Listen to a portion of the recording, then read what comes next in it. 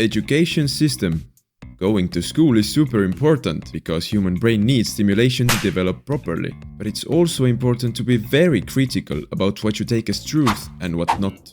School system is mainly built on the need to produce working class people that benefit the country's economy. This means you are subtly directed towards certain paths that serve the system's interests. For instance, if there is a demand for more electricians, the education system is modified to produce more electricians. It all sounds good, but there is a catch. They teach you just enough to be good at what you're supposed to do, but nothing more. The reason for this is that often these changes for the better are better for just a small group of people. Said group prefers the lower class not asking questions that might undermine their time on their marble toilets. It is much easier to govern over stupid than smart people. Inflation. When all of a sudden prices of products and services rise, but salaries can't keep up, it's called inflation. Rising prices are usually blamed on greedy business owners, but what's really happening? You see, inflation means that there is too much money in circulation. But how can it be regulated? Well, central bank is the bank of banks, or the Federal Reserve in US, where commercial banks hold their money to earn interest themselves. Its purpose is to control inflation by adjusting its interest rates. I'll give you an example. If inflation is getting out of hands, central bank rises its interest rates, so commercial banks want to move their money there. Therefore, commercial banks rise their interest rates for public, who then have to pay higher interest for their debts. That is how money is taken out from circulation to get inflation under control. Central banks.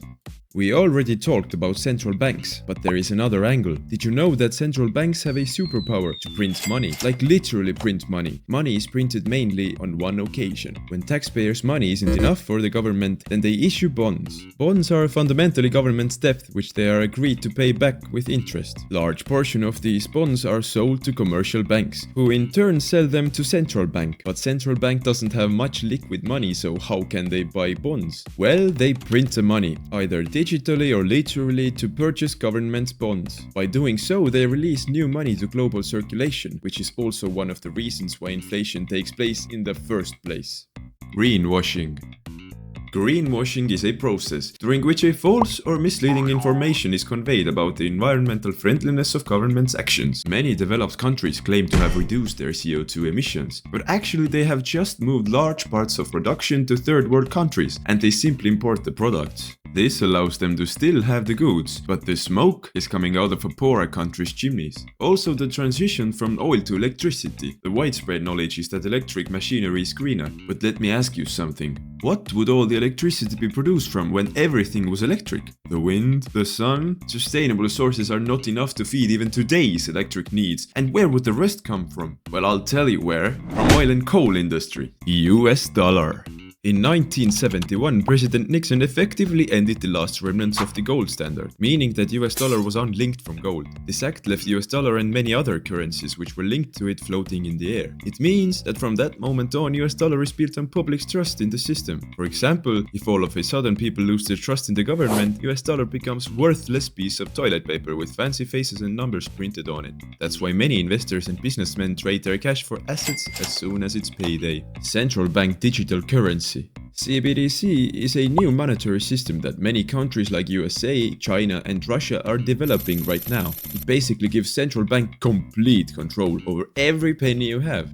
Mayor Amschel Rothschild once said, "Give me control of a nation's money and I care not who writes the laws." With CBDC, central banks are allowed to add, remove or restrict money on your bank account. But how is it different from the digital bank credit that we have right now? Well, our current bank credit can only be created by debt and it can only disappear if it's paid back. I'll give you an example. Banks can't just write a number on your bank account. It has to create a debt as an opposite reaction, which you have to pay back in the future. CBDC, on the other hand, would look like a private Excel spreadsheet for every person's balance that only central bank can see and edit. With CBDC, you can forget your privacy forever. Taxes. As of 2020, top 1% richest Americans pay 42% of total taxes while making 22% of USA's total income. It sounds pretty good for the other 99% of the people, but what if I told you that there is a method to avoid paying taxes at all? It's used by rich people like Robert Kiyosaki and Tom Wheelwright, and it's called debt. Yeah, rich people can use banks to get larger loans and lower interest rates since their assets represent a bond of trust to banks. By getting better loan conditions, they buy more assets with lent money and pay back their debt by cash flow which is generated from their businesses. If you're a business owner and you're in debt, then USA's law allows you to pay back debt without paying taxes, since the money generated from businesses travels straight to bank. That's why some billionaires choose to live with a debt. Pretty smart. Or fucked. You choose. Economic hitman. It is one of the most insidious methods of increasing a country's influence and power that involves a multinational private sector corporation that is in a mutually beneficial relationship with the government. They send out skilled professionals to deceive a financially vulnerable country into borrowing substantial sums from that government. These loans are supposed to finance ridiculously expensive projects, which on paper promise to boost the recipient country's economy. However, in truth, these projects leave the country in massive debt. When the poor nation inevitably struggles to repay, it is coerced into accepting whatever policies or initiatives the lending government wishes to impose. For instance, it has been used to establish military bases in foreign territories.